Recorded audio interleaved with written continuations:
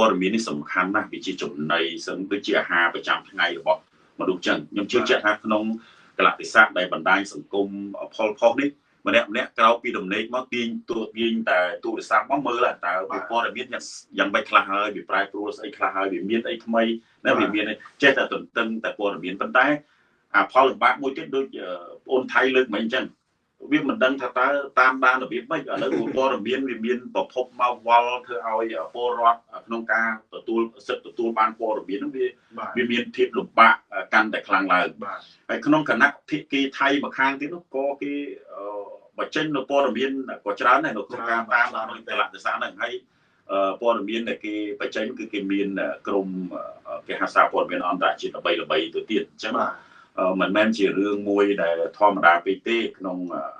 យុទ្ធសាស្ត្រក្នុងការប្រើប្រាស់នៅសង្គ្រាមព័ត៌មានហ្នឹងអញ្ចឹងវាជាការព្រួយបារម្ភ